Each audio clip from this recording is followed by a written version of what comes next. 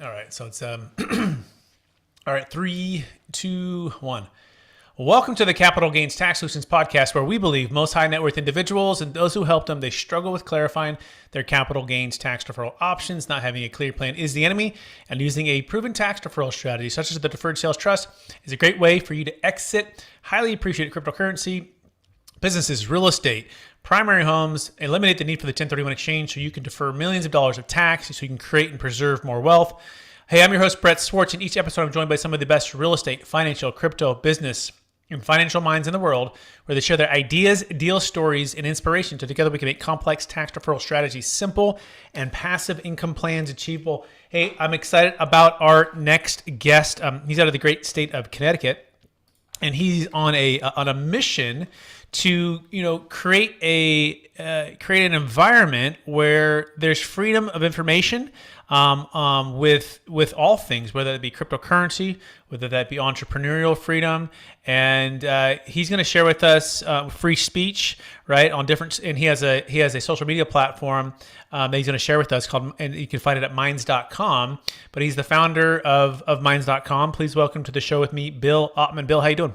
Hey, thanks for having me. Absolutely. For our listeners getting to know you for the first time, would you give us a little bit more about your story and your current focus?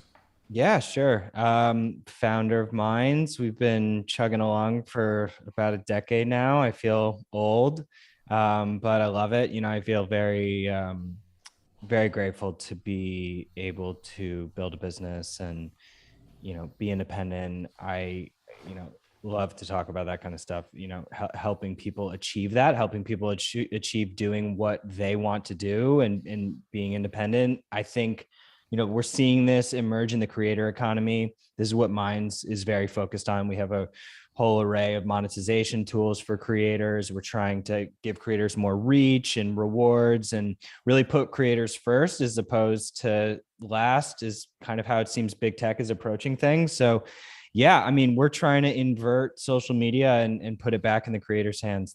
That's what I've been working on for like a long time now. Amazing. We're going to talk about all about that, but I want to take one other step back, Bill. I want you to take us back to maybe the high school days or the earlier days. You see, I believe we've all been given certain gifts. Some people call them strengths, some people call them superpowers. And I believe these gifts have been given to you to be a blessing and help to others. So I'm curious, go back to those days when you were younger. What are the gifts that you believe you were given, and how does that help how you help and bless people today? I would say I have always had a willingness to talk about more difficult topics, not necessarily difficult, but just more, just deeper issues, whether social issues or existential issues or, whatnot. Just, me and in my group of friends, I was definitely more of kind of on the edge and willing to talk about crazy stuff and wanting to go there and have those conversations. So that has aided me, very much so, in kind of being willing to take more risks and stick to my principles along the way, even despite social pressure to stay in a lane. Love it. Those are great gifts. And I maybe sum it up like this, or summarize it: willingness to talk about deeper issues, and willingness, and I would say even being brave to go where most will not go or want to step into some of the tougher, challenging conversations and ideas. Is that a fair summary? Yeah. Amazing. Awesome, Bill. Well, let's dive right into the topic at hand, and we'll try to blend that theme of your strengths during the conversation here. So what's the number one secret to how to change minds with crypto? And by the way, just FYI for those who are listening to this is going to go in a couple different ways based upon what Bill just talked about a minute ago and based upon what he does. And maybe even, so talk about that and then blend also minds.com again and how it kind of connects. Sure. So, at Minds, one of the pillars of our principles is free speech, free press, and really sticking to the First Amendment in terms of content policy. Obviously, we're seeing all kinds of financial channels getting banned on YouTube and Twitter. We're seeing all other types of cultural creators getting banned for just saying certain words. And this is just like completely unsustainable for global discourse. And so, yeah, I mean, we're trying to have hard conversations about all of, the hot topics that people are seeing, like the big trigger issues. It is possible to have these conversations and not get like super stressed out.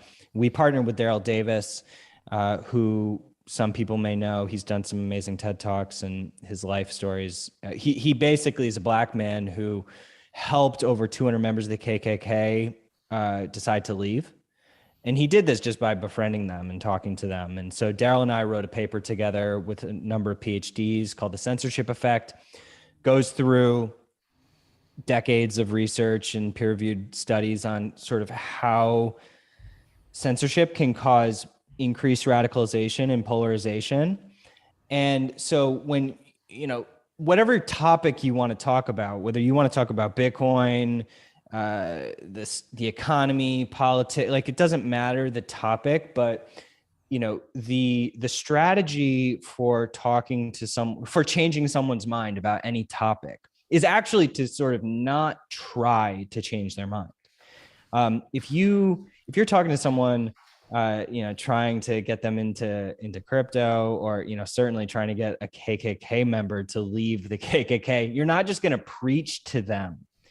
You have to listen to them. You have to make them feel like you're not. As soon as someone feels like they're trying to be convinced, you just want to walk away from the conversation. It's just a nightmare.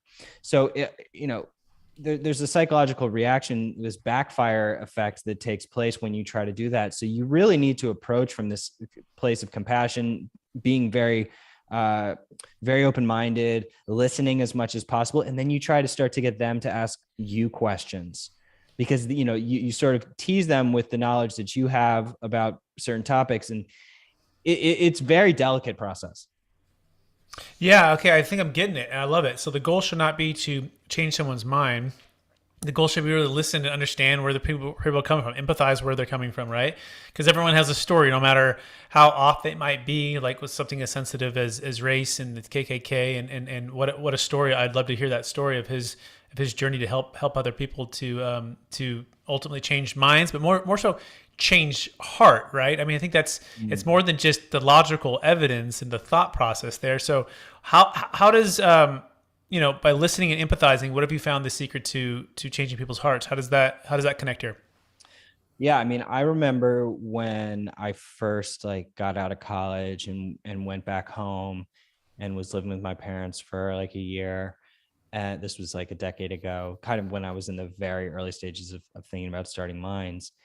And, I would just be ruthless with my dad. Like we would just argue. Like we were very much on not on the same page on a number of topics. And I was just pushing too hard.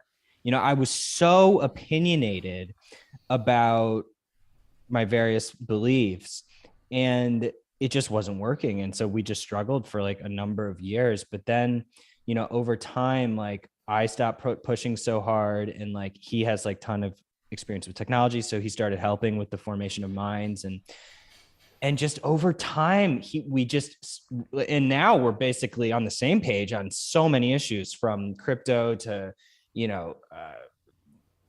political stuff, whatever.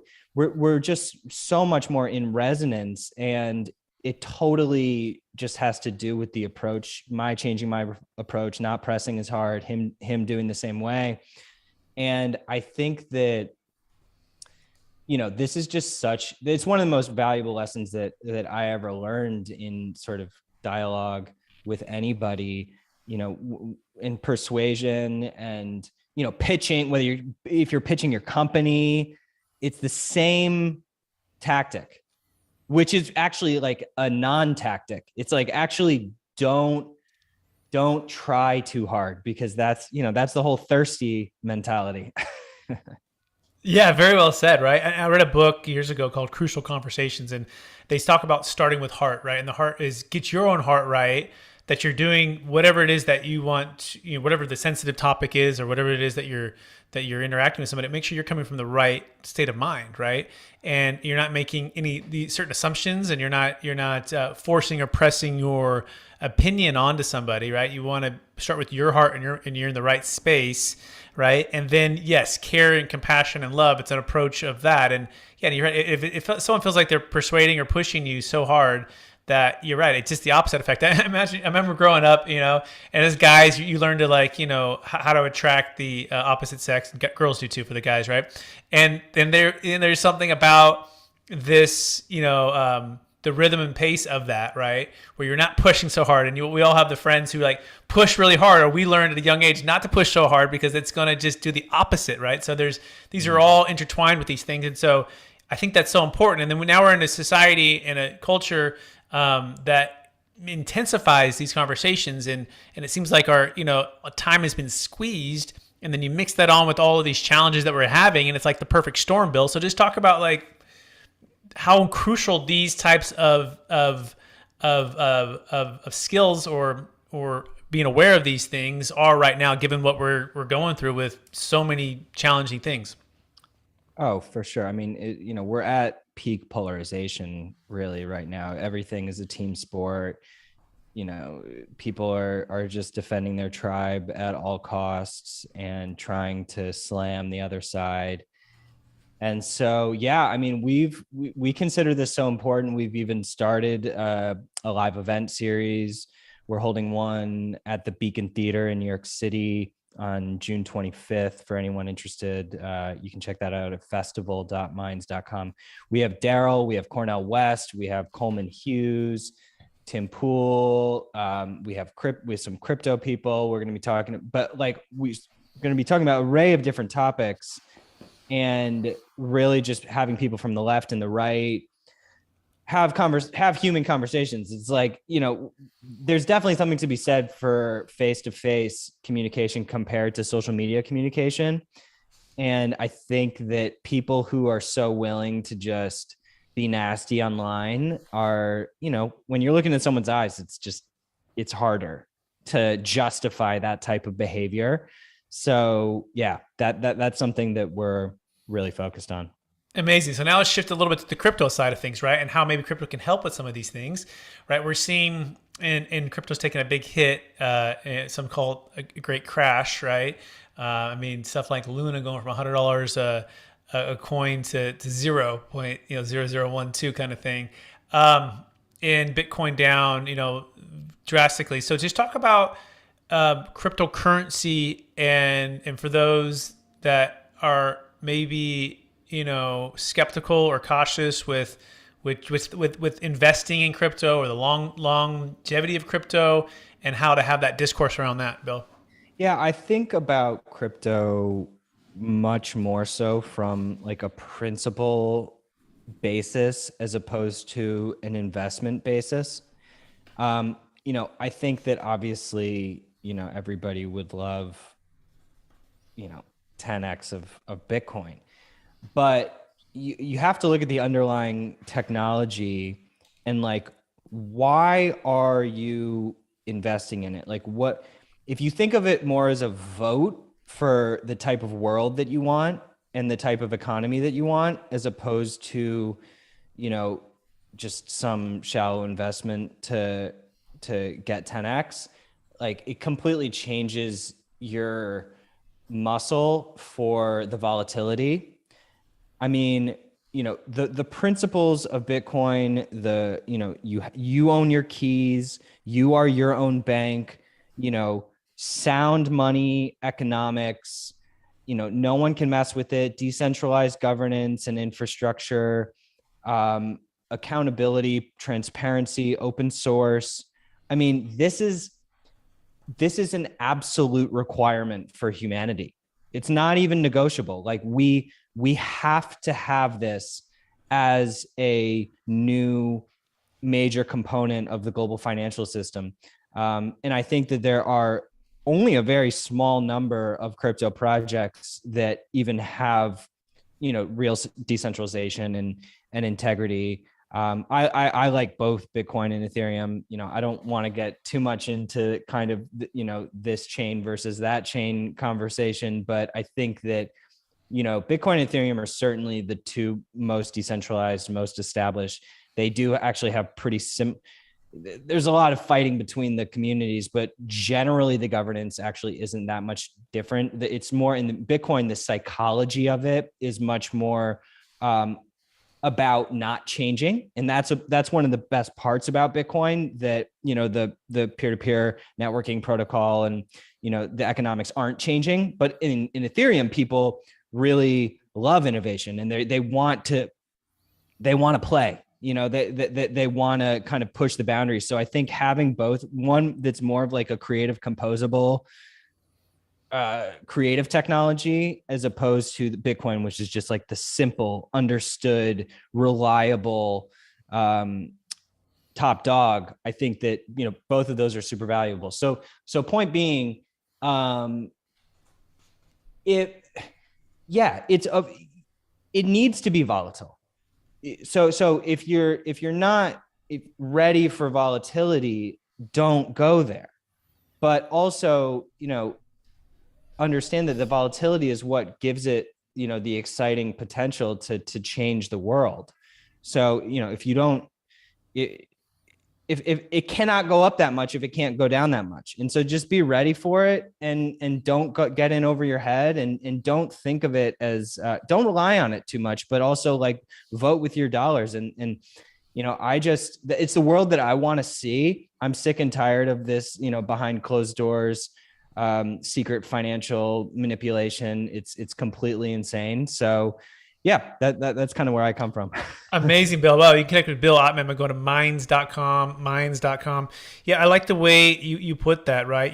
Look at the underlying technology and what can it help to do? That could be like something like smart contracts for real estate deals, and clean title and escrow, and quickness of trading or moving currency versus having to sit in the wirehouses and fees and all of the things, becoming your own bank.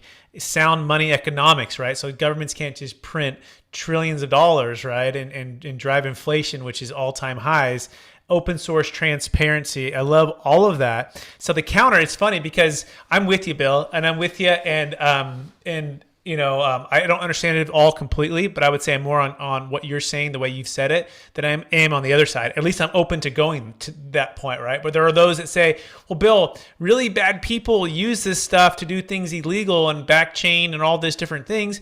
So what would be the counter to that? Because it's like, yeah, really bad people can take guns and do really bad things, and really good people can take guns and protect people, right?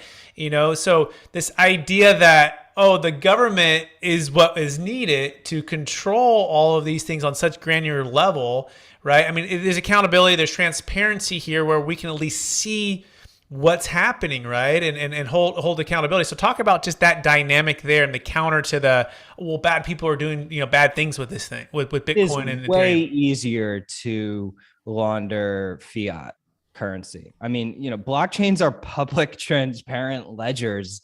I mean, there's crazy surveillance that you can do on top of Bitcoin. And, there's companies like Chainalysis and whatnot that are coming out and providing that service. And they're, the governments are certainly involved in that. So people, obviously, it is possible to maintain anonymity on, when interfacing with crypto, but it's actually pretty hard to do. And you have to really know what you're doing in order to achieve that. So, I think that it's absolutely a balance. I'm not calling for, some sort, like, I think we absolutely, governments aren't going away. I don't think that's going to happen, nor should it. And they're going to work together. I mean, in the same way that, in the US, gold used to be, involved. It's less involved now, but gold isn't the US dollar, but yet, our currency was backed by gold. And so why couldn't it potentially be backed by something else? Like diversify the reserves. There's all different options. We're seeing companies putting crypto on the balance sheet. Mine's actually, we raised Series B round, we put like 25% of our balance sheet into Bitcoin and Ethereum. You're seeing Tesla doing it. You're seeing Square do it, MicroStrategy. And, it's not, the whole market is crashing right now. So actually, if you look at how crypto has hung in there, like, okay, yeah, there's certain like total disasters, like the UST Terra Luna situation that you mentioned, which you could talk about scams in crypto all day long. You can also talk about fiat financial scams all day long if you want. So, more so what we have to look at is this stuff has been around for like, a little more than 10 years in Bitcoin's situation, less so in Ethereum's situation. They're hanging in there amid this major global crash. I mean, that is incredible. I'm actually, it makes me more optimistic how much they're hanging in there. No, I agree, Bill, and it's so important. It's the future, and it's happening. It's here that we're more educated and we know what it is and what it's not, and that's great. So we covered that. That's like that was the first secret, right? That's the first secret to how to change minds with crypto.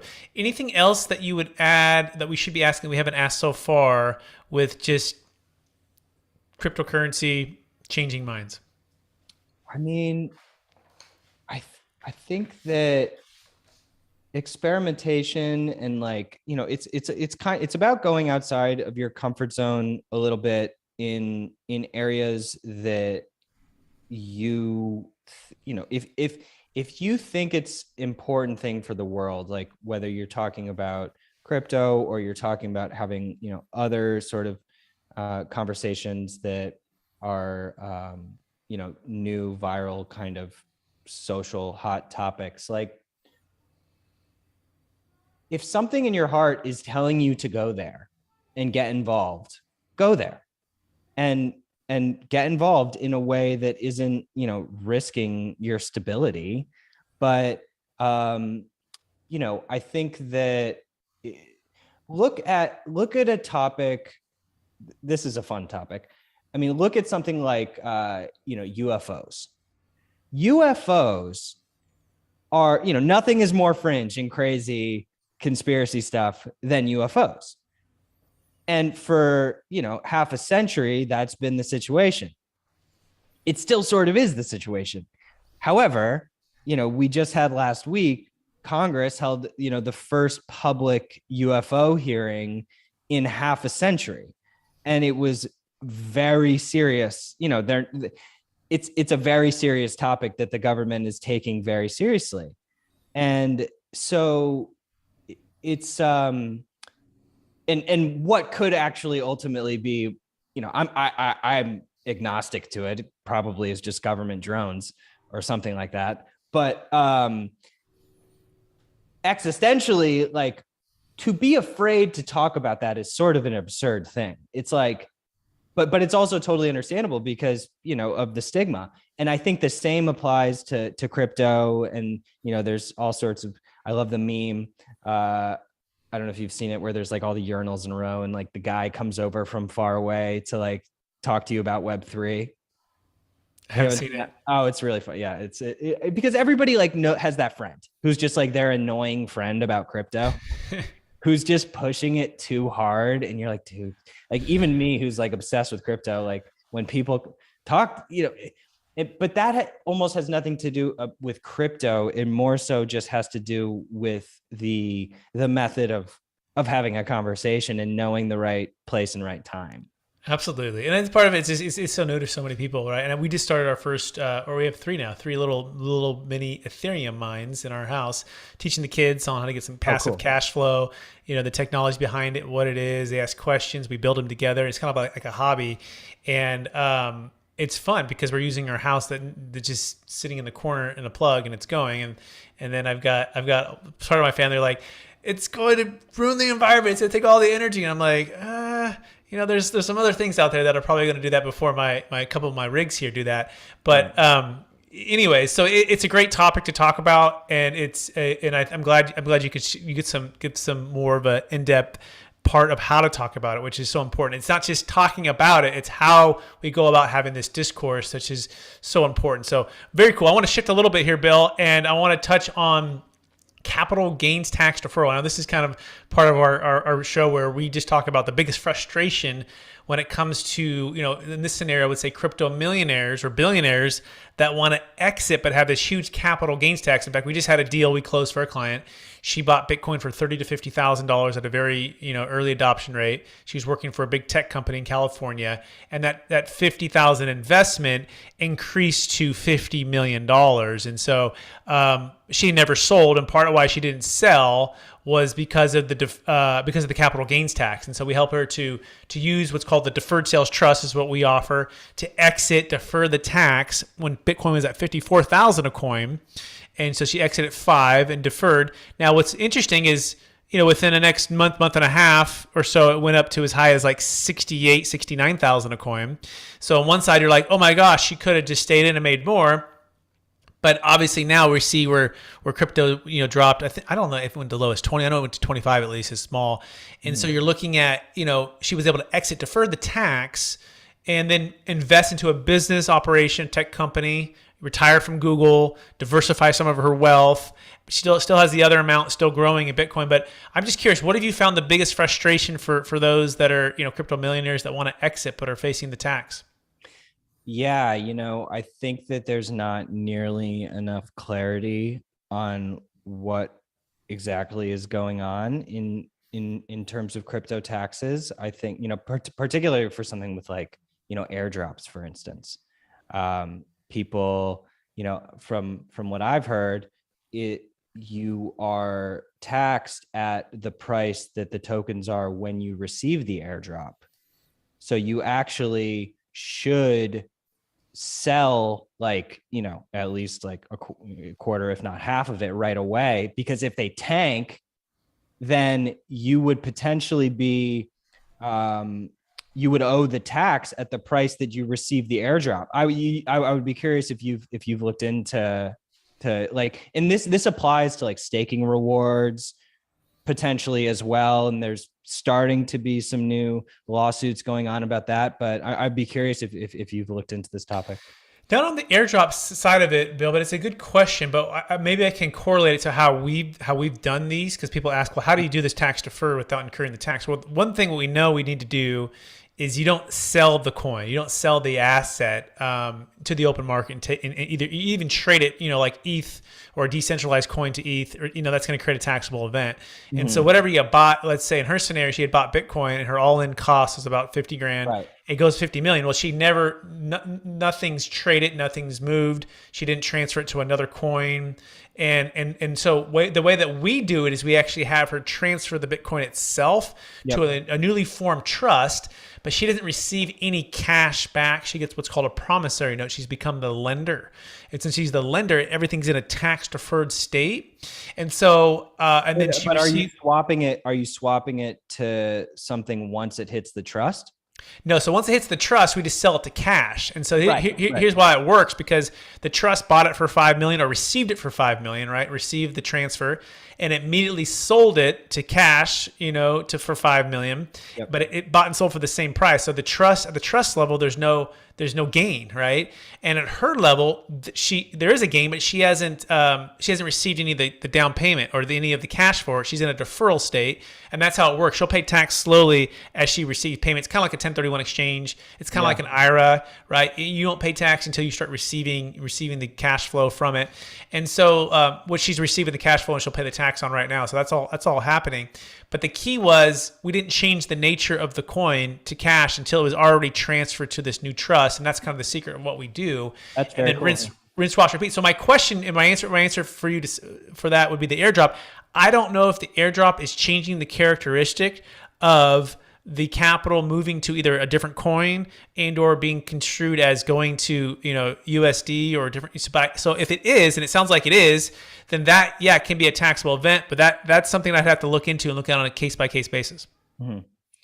Cool. Well, it seems like I got to get a trust situation. Yeah, we can help everyone out. You can go to capitalgainstaxsolutions.com. That's capitalgainstaxsolutions.com. That being said, Bill, you ready for the lightning round? Let's do it. All right. So knowing what you know now, Bill, if you can go back to your 25-year-old self, what's the one golden nugget you'd make sure to tell yourself to do? 25. Okay, so I'm mine has started. I'm living in New York City. I would say, you know, I shouldn't have sold my Bitcoin. Or actually, you know what I did? I paid my buddy half a Bitcoin to pay him back for a steak sandwich at dinner in like in 20, I want to say 14. So that was a $20,000, steak sandwich, but he kept it, which is the good news. So he's actually really excited. So I don't regret it because Mm-hmm. it's just one of those cool stories. But, I think that for me, I was on to crypto and, Bitcoin in particular, hanging out at this place called the Bitcoin Center in New York City, which isn't really there anymore, but it was like, that people would go to the floor and do like, on the ground, like live trading. And it was like very like grassroots in the beginning of Bitcoin. And I was just so into it, but I didn't have my financial chops together. So like, I just didn't put my money into my philosophy when I could have, but I just didn't. And so I feel like what I would have changed is to just be more educated about investing, early on, and, understanding trusts and tax and macro, the whole environment, just because after college, everybody's capable of that learning curve. It's probably like a couple months of like devouring podcasts, but that's really all it is. And then you can get to ground zero and you can know what you're doing.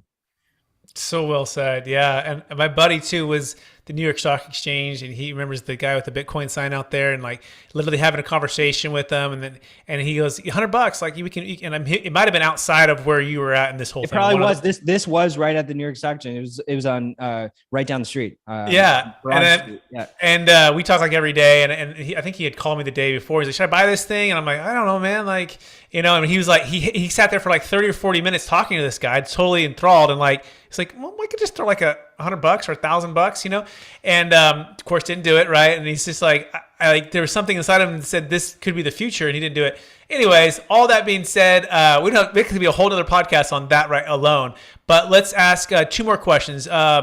Number two, or second to last question, what are you most curious about right now, given just the state of where cryptocurrency's at, the business environments, everything else? Yeah, I'm really curious if the Bitcoin ETF is going to get approved in July. I think that is, a huge deal for, just a tidal wave of institutional money to flow into the space. It seems as though the Grayscale application has a really good chance because they're already, they're an established fund. Like a lot of the ETFs that have gotten rejected, the spot ETFs that have been rejected so far have, not been established funds like with existing investors. And I just think that their legal team is totally on point and they really have a good case because, that they have, SEC already has approved multiple futures ETFs, which goes to show that they actually do have some confidence in the underlying asset. Like if you're approving futures ETFs under multiple different acts, I think, which has some meaning. I can't go into too many of the specifics, but anyway, that's a huge thing. And then obviously the Ethereum transition to proof of stake is a huge thing and really exciting. And at Minds, we're specifically trying to decentralize our infrastructure more. We've been really playing with this decentralized relay system called Noster, which, your identity is tied to your crypto address and you can subscribe to other people's crypto addresses. And so it's like people are too much obsessed with putting everything on the blockchain. So I think that in a lot, you hear about Web3, everybody's like, oh, everything's going to be on chain. And it's just like, you know what? Certain stuff, yes, you need a blockchain. But blockchains are also very slow and very expensive. And the idea of paying a transaction fee for, every social media post that you do is just like not necessarily where things are going. So what I would say is that I'm excited for all of the new distributed systems that are emerging that use crypto keys for signing posts and signing different attestations, because the signature is really cryptography is the basis of cryptocurrency. So it's really all about your public key and your private key. And when you're in signing transactions, that's where things are moving. So, I'm really psyched for more people to just get into that and become familiarized with like, oh, okay, I have, these handful of different public keys and private keys, and understanding key management and how that helps you become more sovereign, both in terms with your, in terms of your funds, potentially your content online. That's how I'm geeking out. Bill, I love that you're geeking out, and I'm geeking out with you over here too, and I'm sure our audience as well, and hopefully you're digging all of this. Bill, we're out of time, so for those that want to connect with you and learn more about what you're doing, what's the best place, would you mind, what's the best place for them to find you? Yeah, find me at minds.com, minds.com. My username is Ottman, Ottman. You can also get the mobile apps at minds.com/mobile. Yeah, man, thanks for having me. It's a really great conversation. Let's keep in touch. Absolutely, Bill. Thanks so much. And I want to encourage you also keep using your willingness to talk about deeper issues, and also being brave enough to dive in to go where most people won't go, so that we can all, hopefully think better and more thoughtfully, and also solve challenges, because it's going to take those deep thinkers and leaders like yourself leading the way like that to help us do that. So I also want to thank our listeners for listening to another episode of the Capital Gains Tax Solutions podcast. As always, we believe most high net worth individuals and those who help them, they struggle with clarifying their capital gains tax deferral options. Not having a clear plan is the enemy, and using a proven tax deferral strategy such as the Deferred Sales Trust is the best way for you to exit your millions of dollars of gains, maybe even billions of gains when it comes to cryptocurrency, businesses, real estate, save a fail 1031 exchange, so you can diversify, create, and preserve more wealth, or help your friends, family, clients do the same. If you want to learn more about the Deferred Sales Trust and what we have to offer, you can go to capitalgainstaxsolutions.com. We also have our mastermind every Friday. It's a Deferred Sales Trust masterclass, totally free. You can join and dive in with those that are learning about it for the first time, hear from past clients, hear from myself and my team members on how to execute your next Deferred Sales Trust transaction. And then, of course, check out the new book that's coming out. It's called Building a Tax Deferred Exit Strategy, and it's the proven playbook for unlocking your ideal wealth plan when selling assets of any kind for yourself or your clients. It's basically my story on the Deferred Sales Trust, and some others that are learning about it for the first time, those that are helping with the strategic alliances. We have some really smart people like Kevin Harrington from Shark Tank, who's in the book. So check that out on Amazon in the next 30 days. Please rate, review, subscribe. Please share this with someone who can inspire today to have better dialogue with everything that we're thinking about.